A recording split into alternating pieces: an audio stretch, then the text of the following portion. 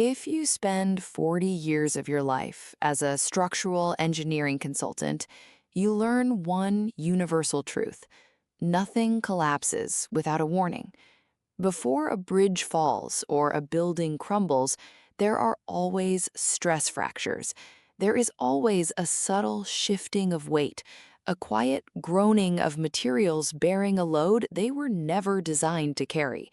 You just have to know how to listen. My name is Helen Vance. I am 60 years old and I live alone in a quiet, tree-lined neighborhood in Columbus, Ohio. My home is a sturdy mid-century brick house that my late husband and I bought decades ago.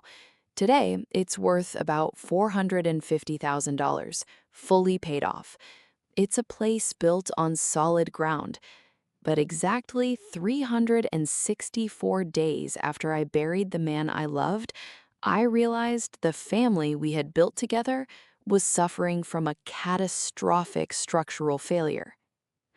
364 days. That is exactly how long my only daughter, Grace, had gone without speaking to me. The silence hadn't started out of nowhere. The final fracture had appeared at my husband's funeral. I remember standing by the graveside, feeling as though the earth had opened up to swallow my entire world. But Grace wasn't looking at the casket. She was looking at her phone. And while the last of the mourners were offering their condolences, my daughter had pulled me aside, not to offer a shoulder to cry on, but to ask, with cold, calculating eyes, if her father's will had been updated to reflect her new married name. After that day, she vanished back to Chicago with her husband, Craig. No weekend calls, no check-ins, just an echoing silence. Until dusk on the eve of the first anniversary of his death, I was standing at the kitchen sink, watching the last light fade over the backyard when my phone vibrated on the marble counter. The caller ID flashed a name I hadn't seen on a screen in nearly a year. Grace. I let it ring 3 times. In my line of work, when a silent, dormant fault line suddenly shifts, you don't rush in, you observe. I dried my hands on a towel and answered. Her voice came through the speaker. It was thick with a honeyed sweetness that immediately set off every alarm bell in my nervous system. She didn't apologize for the year of silence. She didn't ask how I was holding up on such a difficult week. Instead, she launched into a perfectly rehearsed pitch. She and Craig had just moved into a massive, gorgeous townhouse in the ultra-exclusive Lincoln Park neighborhood of Chicago. She wanted me there. She insisted I needed a change of scenery, that I should pack a bag immediately and come stay with them for a few days to reconnect. Then she delivered the only line that mattered, the one that gave the entire game away. Mom, Craig and I just realized life is too short. We want you to come stay with us in our new home so we can finally take care of you the way you need to be taken care of. Take care of me. To anyone else, it might have sounded like the ultimate olive branch, a prodigal daughter reaching out to a grieving mother. But I was trained to look for the hidden agenda in a blueprint. Grace didn't heartfelt reconciliations. Grace did transactions. And the eager, overly accommodating tone in her voice was structurally unsound. It was a load-bearing lie. I told her I would check my schedule and call her back. When I hung up the phone, the quiet of my house felt heavy. The pieces of a very ugly puzzle were floating in my mind, and they were beginning to snap together. You see, 2 weeks prior, I had run into an old neighbor, Tom, at the hardware store. We were just catching up by the checkout counter when he casually mentioned that Grace had called him. That had struck me as odd, but what he said next had chilled me to the bone. Grace hadn't called him to ask how I was doing emotionally. According to Tom, she had called 2 months ago, asking highly specific questions. She wanted to know if I was showing any signs of slipping mentally. She asked if I was getting forgetful, if I seemed paranoid, and most importantly, she asked if Tom knew exactly how much my house was worth and if I had touched my late husband's retirement accounts. I hadn't touched them. Sitting in the quiet of my kitchen, staring at the darkened screen of my phone, the blueprint of my daughter's intentions finally became clear. Grace and Craig lived in Chicago. A quick search on my tablet confirmed the average townhouse in Lincoln Park was worth roughly $1.8 million. Craig was a mid-level financial consultant. Grace worked in marketing. There was absolutely no mathematical reality where their combined legitimate income could support that kind of lifestyle without drowning in massive, suffocating debt. They were desperate, and desperate people look for easy resources to mine. 2 months ago, she was assessing my mental state and my net worth. Today, she was inviting me onto her territory, into a controlled environment where I would be isolated. A normal mother might have broken down in tears. A normal mother might have called her back, screamed at her, and demanded the truth. But I didn't cry, and I didn't yell. I am an engineer. When you discover that a structure is rigged to collapse, you don't stand beneath it and weep. You document the site, you calculate the risk, and you bring your own hard hat. I decided right then and there that I was going to accept her invitation. I was going to walk straight into whatever trap she had set, but I was going to do it as a fully prepared inspector. The next 48 hours were a masterclass in forensic preparation. I didn't pack my clothes first. I packed my life. I went into my home office and pulled every critical document I owned: property deeds clearly showing the house in my own name alone, recent bank statements proving my exact financial standing, time-stamped receipts from local Columbus stores verifying my daily whereabouts for the past month. Most importantly, I included a comprehensive cognitive health evaluation I had passed with flying colors just 3 weeks prior during a routine checkup. I photographed every single page. I didn't just save them to my phone, I uploaded them to a secure two-factor authenticated cloud storage drive. I created a digital fortress that no one could breach without my biometric approval. I backed up the exact call log from Grace, proving she had initiated the contact and invited me to Chicago. Then I took a physical copy of my travel itinerary, placed it in a thick manila envelope, sealed it, and walked next door. I handed it to my trusted neighbor, Mrs. Chen. I didn't tell her the dark suspicions swirling in my head. I simply told her that if she didn't hear from me by Sunday evening, she was to open the envelope and follow the instructions inside. By the time I stood in my bedroom, zipping up my small, military-style canvas duffel bag, I felt a strange, cold calm wash over me. I was packing light, just 3 days worth of clothes, my medications, and my laptop. Stay mobile, keep the perimeter secure. I looked at the reflection in the mirror. I saw the gray in my hair and the lines around my eyes. I saw exactly what Grace and Craig probably saw: a 60-year-old widow, an easy mark, a woman who was supposedly vulnerable, lonely, and desperate for her child's love. They were banking on my maternal instincts blinding me to their greed. They had severely miscalculated my loading capacity. The next morning, I didn't book a flight. I bought a ticket for a commercial bus. It was a 7-hour journey through the flat, endless farmlands of Indiana, and I needed that time. I needed the steady, rhythmic hum of the highway tires to clear my head. As the bus crossed the state line and the sprawling steel and glass skyline of Chicago finally bled through the afternoon clouds, I didn't feel the warmth of a family reunion approaching. I felt the cold, hard steel of a battlefield. I was stepping into my daughter's territory, but she had forgotten one crucial detail. She might have drawn up the plans for this trap, but I was the one who taught her how to read a blueprint. And I was about to show her exactly what happens when you try to demolish a building that was built to withstand an earthquake. The taxi pulled away from the curb of Lincoln Park, Chicago. Let me paint a picture for your ears. If you've never walked down this street, let me tell you what millions of dollars look like.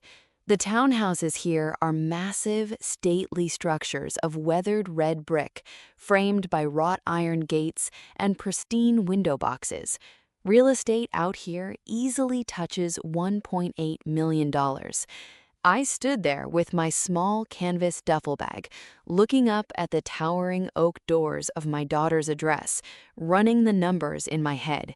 Craig was a mid-level financial analyst. Grace worked a standard marketing job. In what universe could their legitimate, combined tax returns sustain a property like this without bleeding a river of red ink? The math didn't add up. Something was structurally compromised from the very foundation. I walked up the stone steps and pressed the brass doorbell. A heavy, hollow chime echoed inside, followed by absolute silence. I pressed it again. Nothing. I pulled out my phone and dialed Grace's number. It went straight to voicemail, her greeting cheerful and hollow. A normal person might have panicked, turned around and caught the next bus back to Ohio, but 40 years in structural engineering teaches you patience. When a site is quiet, you don't abandon it. You secure your position and wait for the variables to reveal themselves. So I sat down on the heavy stone porch, rested my duffel bag at my feet, and waited. 90 minutes ticked past on my watch. The afternoon sun drifted behind the neighboring rooftops, casting a long, chilly shadow over the street. That was when the first unexpected variable entered the frame. Footsteps crunched hurriedly across the gravel path beside the adjacent townhouse. I looked up to see a man in a faded green utility jumpsuit, breathing heavily, wiping sweat from his forehead with the back of a thick, calloused hand. It was Miguel, a local Latino gardener who tended to the block's landscaping. He glanced up and down the empty sidewalk, looked straight into my eyes, and hurried over, speaking in a rapid, broken English that cut right through the quiet afternoon air. You need leave right now, lady," Miguel whispered urgently, his eyes wide with genuine panic. "They set you up. They call police 2 days ago, make paper, make trap for you." Before I could even process his words, before I could ask him to clarify who they were, a sharp, piercing sound tore through the quiet neighborhood. Whew, whew. Two Chicago Police Department cruisers whipped around the corner with lights flashing, cutting off the street and slamming to a halt right at the curb. 4 uniformed officers piled out instantly, their hands resting heavily on their tactical belts, eyes locked onto me. "Ma'am, keep your hands where we can see them. Do not move," the lead officer barked, cutting a sharp line straight toward the porch. I didn't flinch. I raised my hands slowly, keeping my breath steady. Within seconds, heavy boots thudded up the stone steps. The officers didn't ask for my side of the story. They immediately slapped a pair of cold steel handcuffs around my wrists, the metal biting sharply into my skin. One of the officers pulled a folded legal document from his breast pocket and began reading formal, chilling words into the wind. It was an ex parte protective order. It claimed I was a violent, unstable stalker who had repeatedly harassed my own daughter, ignoring previous warnings to stay away. I looked at the address listed for where the court notice had supposedly been mailed weeks prior. It was my old house in Columbus, Ohio, a property I had legally sold and moved away from a full 15 years ago. A ghost address, a phantom service of process designed to ensure I never knew a case was being built against me until it was too late. Then, the final brutal piece of the architecture clicked into place. The heavy oak front door slowly swung wide open. There stood Grace. She wasn't trembling, she wasn't confused. She played her part with terrifying precision, her hands clutched over her chest in a theatrical display of sheer terror, whimpering softly as she slowly backed away and pressed herself flat against the wall, pretending to be a frightened victim cowering from her own mother. and right behind her stood Craig. He didn't hide his expression. As the two officers hauled me down the stone steps toward the waiting squad car, I looked back. Craig stepped out onto the porch, leaned against the doorframe, and let out a slow, triumphant smirk. It was a cold, gloating smile that radiated absolute victory, the look of a man who thought he had just successfully demolished the last obstacle standing between him and a fortune. As the heavy steel door of the police cruiser slammed shut, sealing me inside the dark, echoing back seat, the handcuffs locked down tighter, sealing my fate. Or so they thought. An hour later, under the harsh fluorescent lights of the downtown precinct, the true, sickening blueprint of their conspiracy was laid bare across a metal interrogation table. The protective order was merely the demolition charge used to blow open the door. The real structural weapon was hidden inside the supplementary civil filings attached to the case file. I sat quietly in the metal chair, reading through the paperwork my court-appointed counsel handed me. Grace and Craig hadn't just orchestrated a restraining order to kick me out of their sight. They had filed a formal emergency petition with the county probate court, moving to declare me legally incompetent. They were officially asking a judge to strip away my autonomy, citing severe accelerated dementia and late-stage mental instability. Their ultimate goal wasn't just humiliation, it was a total aggressive conservatorship. They were moving to legally seize control of my entire life's work, my home in Ohio, my late husband's life insurance, and my combined retirement accounts, totaling $1.3 million, funneling every last cent directly into their own hands under the guise of caring for a declining mother. They hadn't invited me to Chicago to reconnect. They had lured me across state lines into a pre-arranged legal jurisdiction, specifically to ambush me, trap me, and lock me away inside a financial and medical cage of their own design. Looking down at the paperwork, a cold, unshakable clarity washed over me. They had spent months drawing up blueprints to erase my life, assuming I was nothing more than an aging, fragile widow, ready to crumble under the weight of their paperwork. But they forgot one fundamental law of engineering. If you're going to tear down a load-bearing wall, you better make sure the foundation is actually empty, and mine was fortified with steel. If you have ever spent a single night locked inside the Cook County Detention Facility, you know it is a place where human noise never truly stops. The concrete walls echo with the harsh clatter of metal doors, shouting voices, and the restless pacing of individuals trapped inside a legal system that moves without empathy.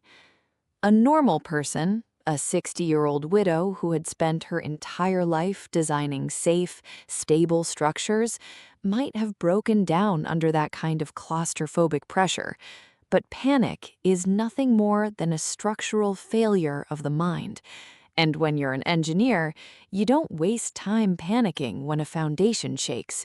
You assess the damage, isolate the weak points, and start drafting a precise demolition plan.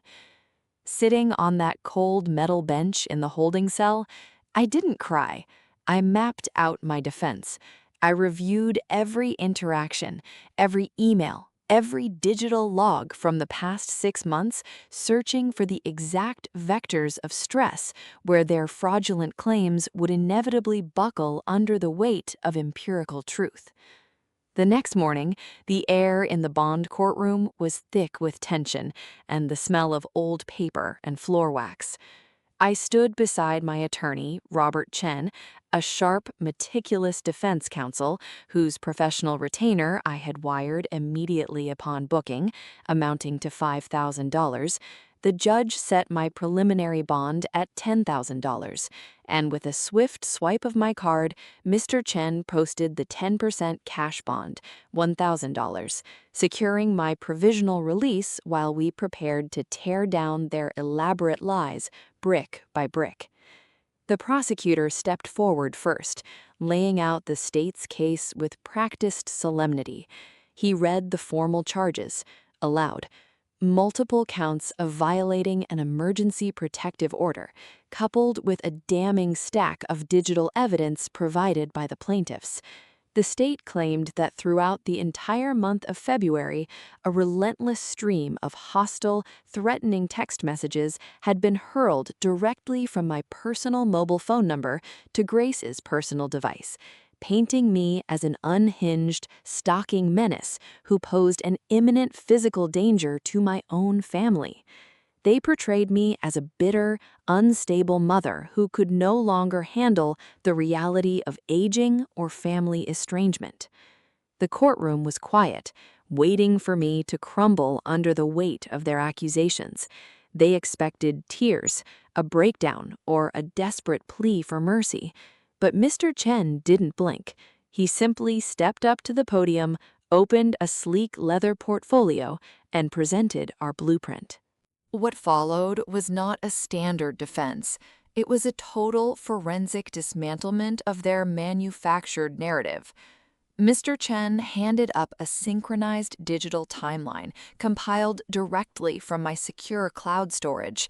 He didn't just offer words, he presented undeniable proof. He pointed out the precise date and minute the prosecution claimed a threatening text message had originated from my phone in Chicago. Then, side by side, he displayed stamped surveillance footage from a medical clinic in Columbus, Ohio, showing me standing at the reception desk checking in for my routine health screening exactly 350 miles away. To back it up, he submitted digital grocery receipts, highway toll logs, and my active GPS coordinates, verifying my physical presence in Ohio down to the exact second.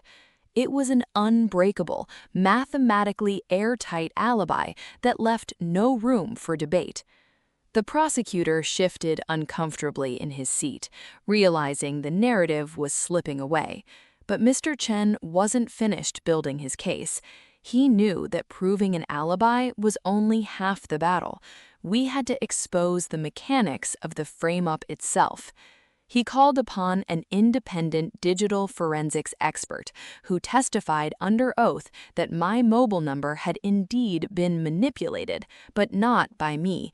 The expert demonstrated how the text messages had been injected using an unauthorized IP spoofing software application designed to mask the sender's origin and mimic standard cellular routing protocols. More importantly, the digital footprint didn't lead back to my home router in Columbus. The technical metadata traced the origin point of the spoofed signals straight to a residential broadband router registered under Craig's name, broadcasting from inside their townhome in Lincoln Park.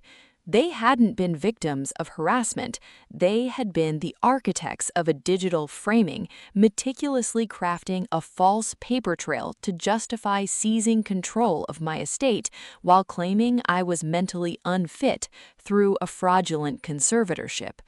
Before the gallery could even murmur at the revelation, Mr. Chen introduced our final witness. Miguel, the local gardener, took the stand. Speaking through an interpreter with quiet, unwavering certainty, Miguel provided a sworn affidavit.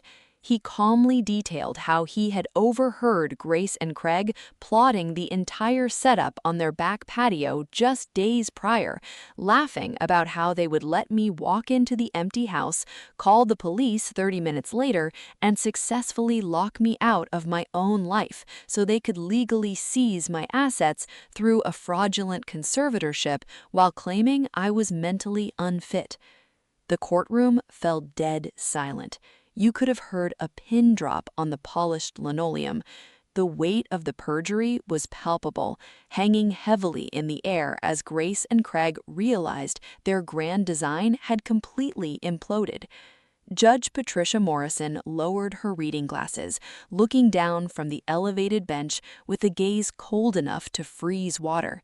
She reviewed the forensic logs, glanced at the GPS timeline, and stared directly at where Grace and Craig were sitting in the back row, their faces draining of all color.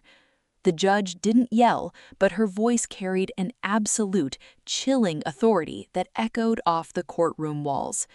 This court will not tolerate the weaponization of our legal system to commit fraud and perjury, Judge Morrison declared, her eyes locked on my daughter and son-in-law. All charges against Miss Vance are dismissed with prejudice. The protective order is vacated immediately, and I am referring this transcript directly to the district attorney's office for investigation into felony perjury, conspiracy, and malicious prosecution. As the gavel came down with a sharp, definitive crack, a wave of profound relief washed over me.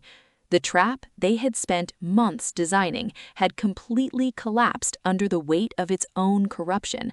As Grace buried her face in her hands and Craig sat frozen in sheer disbelief, I adjusted my collar, took a deep breath, and walked out of that courtroom a free woman. But as I stepped out into the crisp Chicago air, I knew one thing for certain. The structural integrity of our family was gone forever. Trust, once shattered into micro fragments, can never be fused back together by time or apologies. And an engineer knows you never rebuild on a contaminated site. You clear the rubble, secure the perimeter, and start completely fresh elsewhere. If you spend 3 weeks having your life upended by a coordinated legal assault, you reach a critical juncture. Most people assume that once you survive a trap, you pack your bags, lick your wounds, and retreat to safety.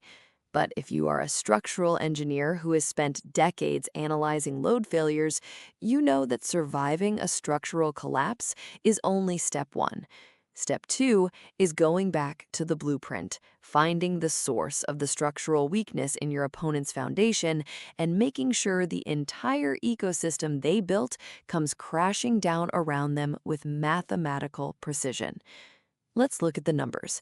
By the time the dust settled from that Cook County courtroom, my legal defense fund, retainer fees, independent forensic investigators, and specialized counsel had drained nearly $15,000 from my personal savings. A lesser person might have looked at that depleted balance sheet and decided that peace of mind was worth walking away, choosing quiet over conflict. But I am not a person who walks away when the math is rigged against me. I shifted from defensive containment to absolute systematic demolition. The first phase of the counteroffensive required a thorough forensic structural audit of my daughter and her husband's lives. I didn't rely on guesswork, emotional assumptions, or neighborhood rumors. I hired Jennifer Anderson, one of the sharpest forensic financial analysts in the Midwest, known for digging through corporate shells, asset concealment, and hidden ledgers. We didn't look at what they wanted the world to see on social media, the polished photos, the curated illusions of elite success, the luxury veneer of Lincoln Park townhomes. We looked at the underlying ledger, the raw, unvarnished accounting data that reveals how people actually manage their survival. And what Jennifer uncovered was not a successful, high-income household managing its wealth.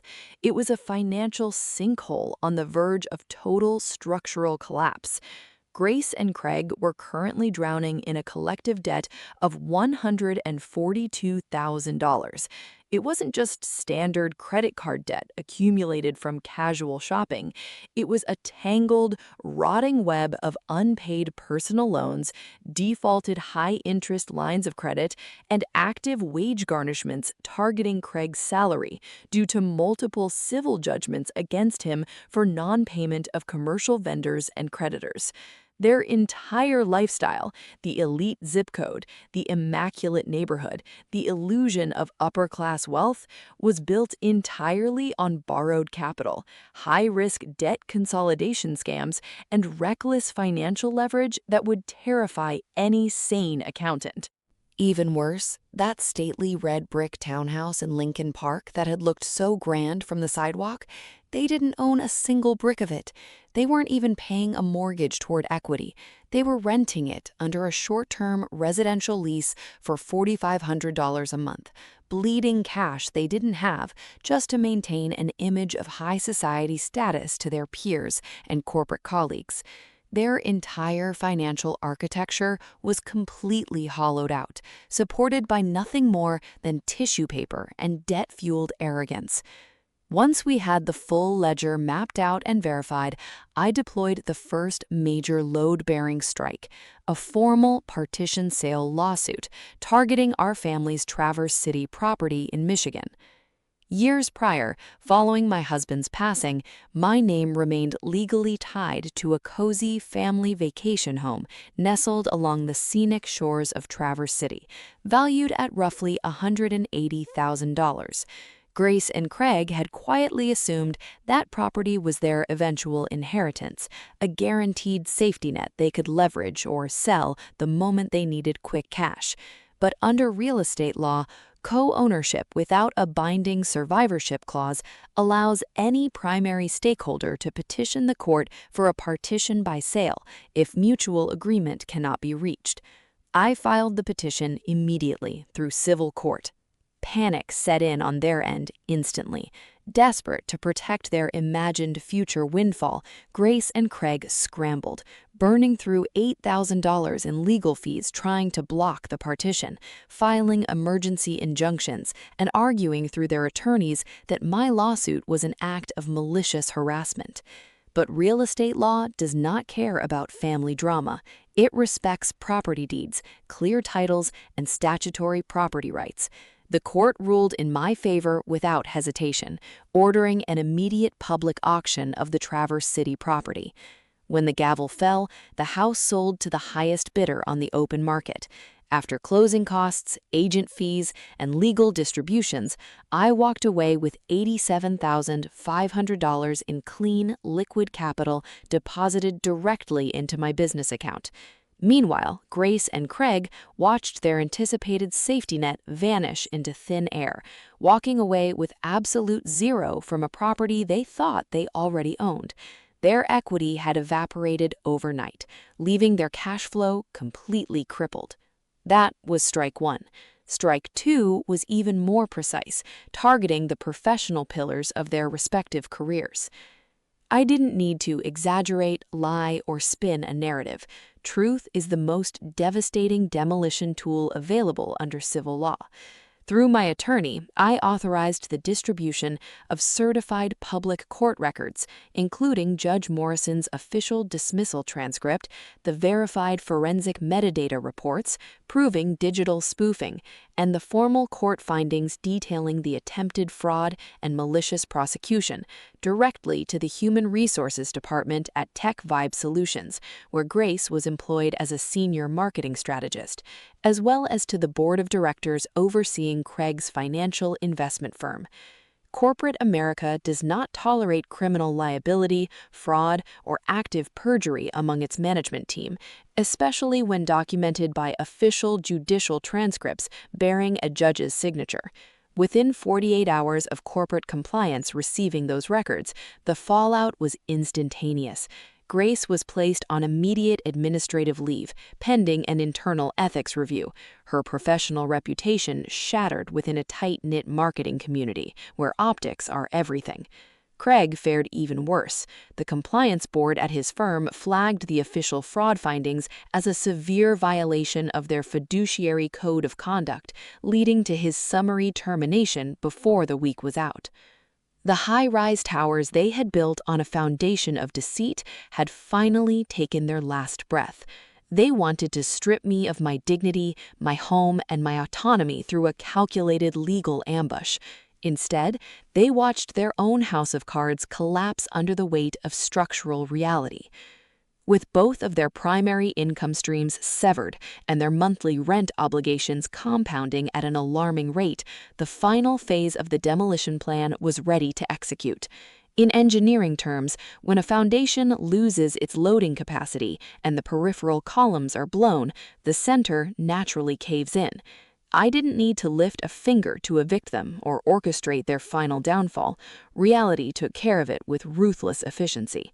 Within 3 weeks of Craig's termination and Grace's suspension, their landlords received notice that the automatic bank drafts covering the $4,500 monthly rent had bounced due to insufficient funds and frozen secondary accounts.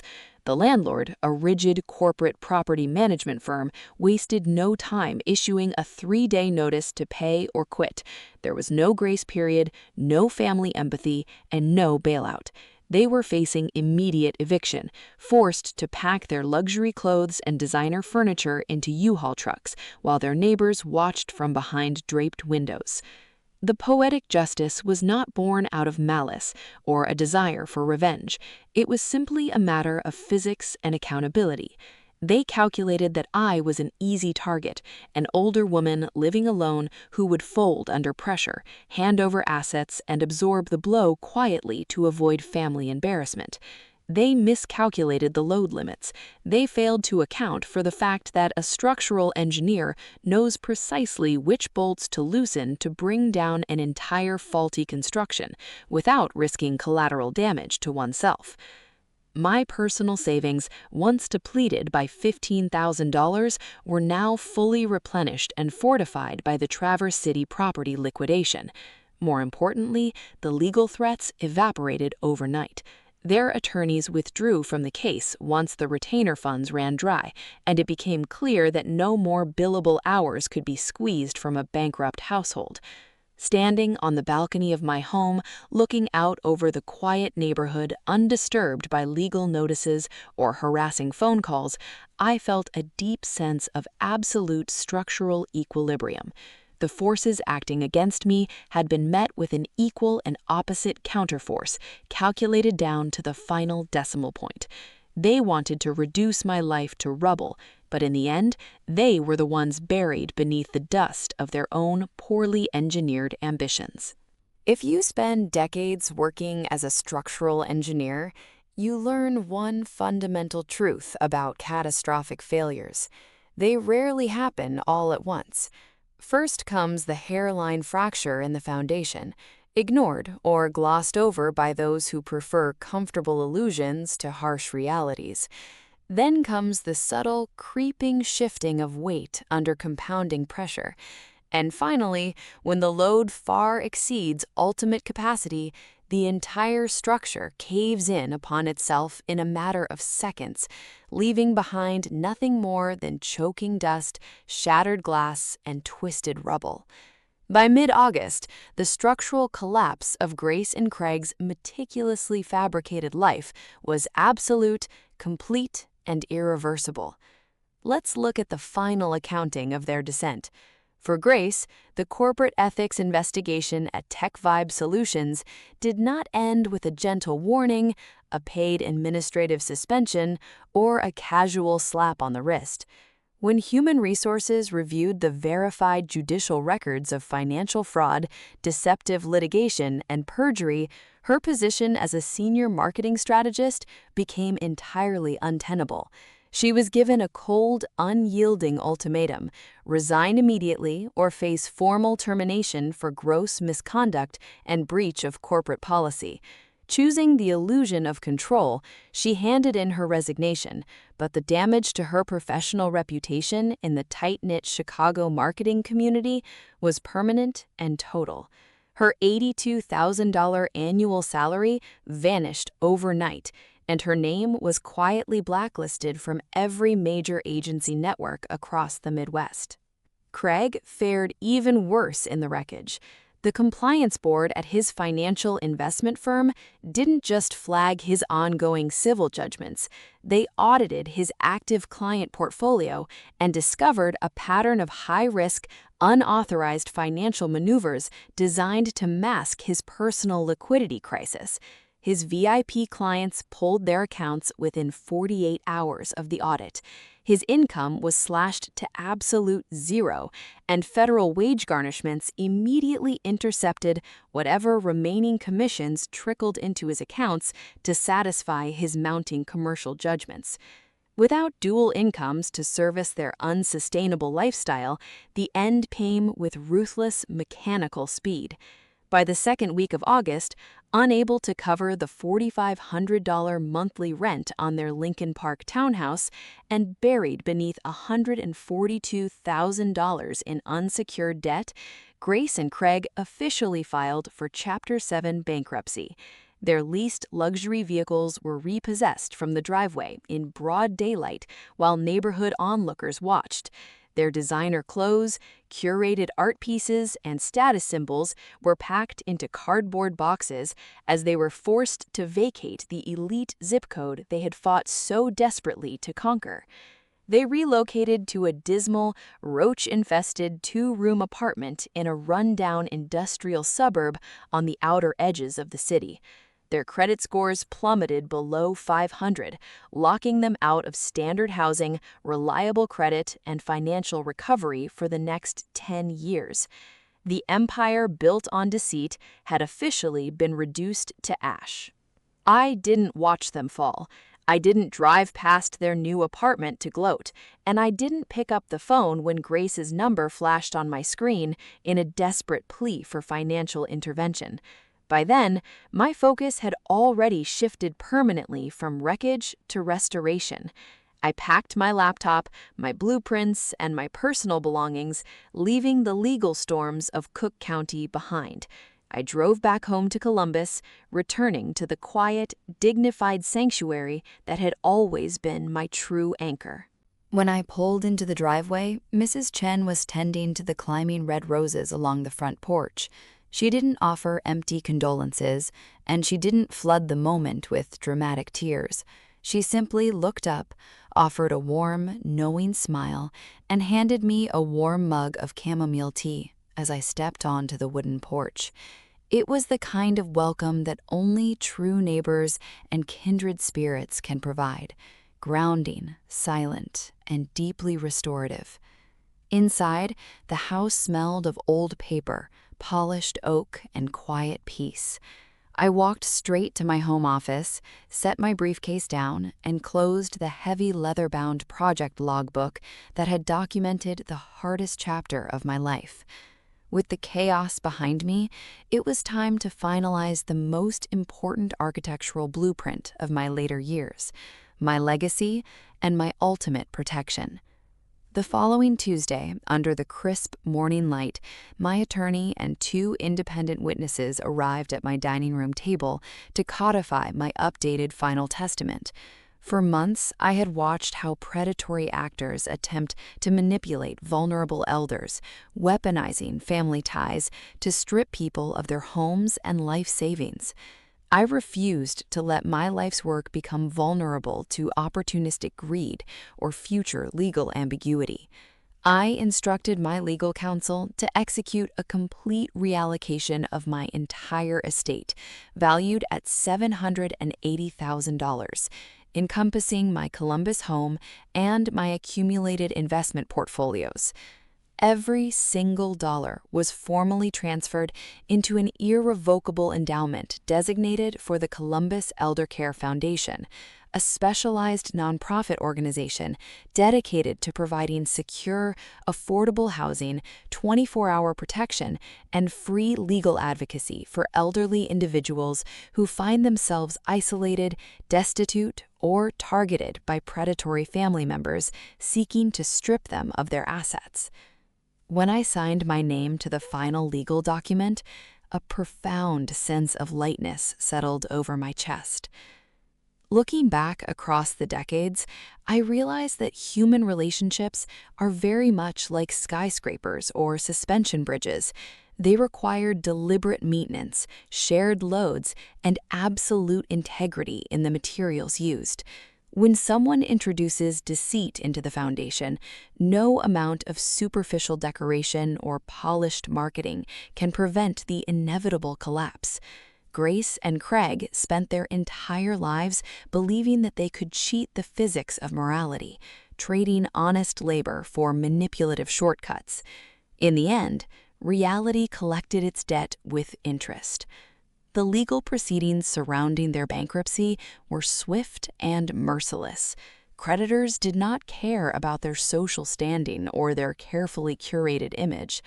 Every asset was scrutinized, every hidden account was subpoenaed, and every fraudulent transfer was systematically reversed by federal trustees. The humiliation they experienced was entirely self-inflicted, born of an arrogance that blinded them to the consequences of their actions.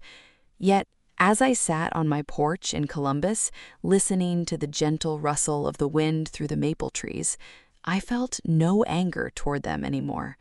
Anger is an emotional weight, and I had spent too much of my life carrying things that did not belong to me.